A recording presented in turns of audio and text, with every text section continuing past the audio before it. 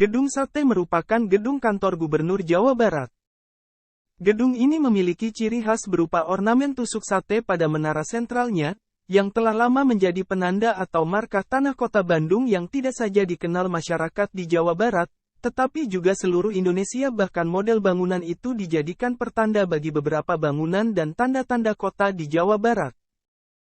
Gedung berwarna putih ini mulai dibangun pada tahun 1920 dan masih berdiri kokoh hingga saat ini.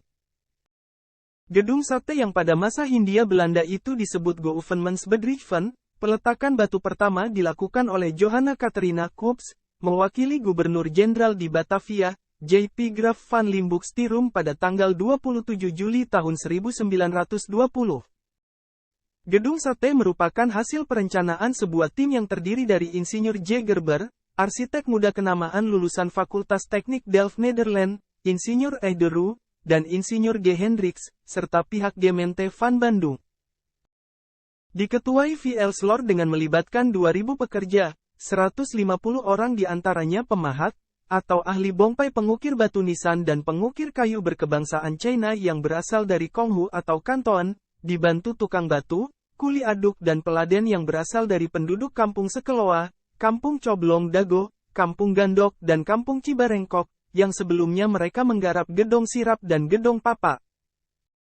Selama kurun waktu 4 tahun pada bulan September tahun 1924 berhasil diselesaikan pembangunan induk bangunan utama Gouvernementsbedrijven, termasuk kantor pusat PTT dan perpustakaan.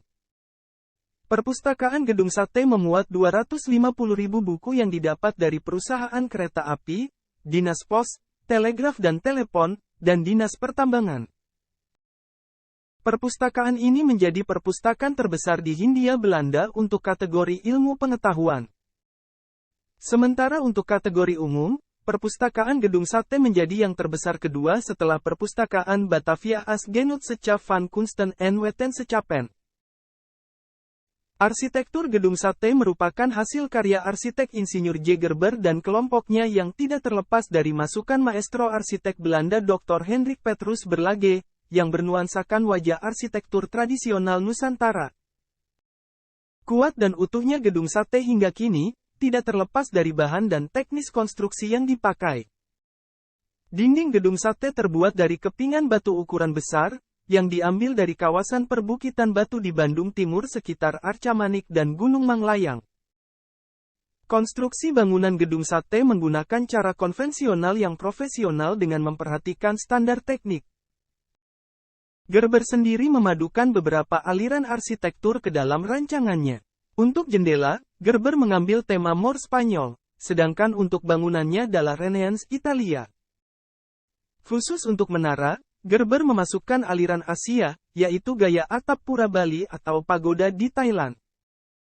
Di puncaknya terdapat tusuk sate, dengan 6 buah ornamen sate, yang melambangkan 6 juta gulden, yaitu jumlah biaya yang digunakan untuk membangun Gedung Sate. Ornamen yang terbuat dari batu di atas pintu utama Gedung Sate, sering dikaitkan dengan Candi Borobudur karena bentuknya yang serupa. Fasad Gedung Sate ternyata sangat diperhitungkan. Dengan mengikuti sumbu poros utara-selatan, Gedung Sate justru sengaja dibangun menghadap Gunung Tangkuban Perahu di sebelah utara. Dalam perjalanannya, semula diperuntukkan bagi Departemen Lalu Lintas dan Pekerjaan Umum, bahkan menjadi pusat pemerintahan Hindia Belanda setelah Batavia dianggap sudah tidak memenuhi syarat sebagai pusat pemerintahan karena perkembangannya, sehingga digunakan oleh Jawatan Pekerjaan Umum. Tanggal 3 Desember tahun 1945 terjadi peristiwa yang memakan korban 7 orang pemuda yang mempertahankan Gedung Sate dari serangan pasukan Gurkha. Untuk mengenang ke-7 pemuda itu, dibuatkan tugu dari batu yang diletakkan di belakang halaman Gedung Sate. Atas perintah Menteri Pekerjaan Umum pada tanggal 3 Desember tahun 1970, tugu tersebut dipindahkan ke halaman depan Gedung Sate. Gedung Sate sejak tahun 1980 dikenal dengan sebutan Kantor Gubernur, karena sebagai pusat kegiatan pemerintah Provinsi Jawa Barat, yang sebelumnya pemerintahan Provinsi Jawa Barat menempati Gedung Kertamukti di Jalan Braga Bandung. Ruang kerja gubernur terdapat di lantai 2 bersama dengan ruang kerja wakil gubernur, sekretaris daerah, para asisten dan biro. Saat ini gubernur dibantu oleh 3 wakil gubernur yang menangani bidang pemerintahan, bidang ekonomi dan pembangunan, serta bidang kesejahteraan rakyat, seorang sekretaris daerah dan 4 asisten yaitu asisten ketataprajaan, asisten administrasi pembangunan, asisten kesejahteraan sosial dan asisten administrasi.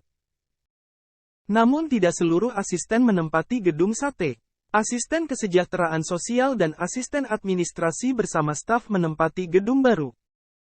Di bagian timur dan barat terdapat 2 ruang besar yang akan mengingatkan pada ruang dansa yang sering terdapat pada bangunan masyarakat Eropa. Ruangan ini lebih sering dikenal dengan sebutan Aula Barat dan Aula Timur, sering digunakan kegiatan resmi. Di sekeliling kedua aula ini terdapat ruangan-ruangan yang ditempati beberapa biro dengan stafnya. Paling atas terdapat lantai yang disebut Menara Gedung Sate. Lantai ini tidak dapat dilihat dari bawah, untuk menuju ke lantai teratas menggunakan lift atau dengan menaiki tangga kayu. Kesempurnaan megahnya Gedung Sate dilengkapi dengan gedung baru yang mengambil sedikit gaya arsitektur Gedung Sate namun dengan gaya konseptual hasil karya arsitek Insinyur Sudibyo yang dibangun tahun 1977 diperuntukkan bagi para pimpinan dan anggota Dewan Perwakilan Rakyat Daerah Provinsi Jawa Barat dalam melaksanakan tugas dan fungsinya sebagai lembaga legislatif daerah. Gedung Sate telah menjadi salah satu tujuan objek wisata di Kota Bandung. Khusus wisatawan mancanegara, banyak dari mereka yang sengaja berkunjung karena memiliki keterkaitan emosi maupun histori pada gedung ini. Keterkaitan emosi dan histori ini mungkin akan terasa lebih lengkap bila menaiki anak tangga satu persatu yang tersedia menuju Menara Gedung Sate. Ada 6 tangga yang harus dilalui dengan masing-masing 10 anak tangga yang harus dinaiki. Keindahan Gedung Sate dilengkapi dengan taman di sekelilingnya yang terpelihara dengan baik, tidak heran bila taman ini diminati oleh masyarakat Kota Bandung dan para wisatawan baik domestik maupun mancanegara. Keindahan taman ini sering dijadikan lokasi kegiatan yang bernuansakan kekeluargaan, lokasi syuting video klip musik baik artis lokal maupun artis nasional, lokasi foto keluarga atau foto diri bahkan foto pasangan pengantin. Khusus pada hari Minggu lingkungan halaman Gedung Sate dijadikan pilihan tempat sebagian besar masyarakat untuk bersantai, sekadar duduk-duduk menikmati udara segar Kota Bandung atau berolahraga ringan.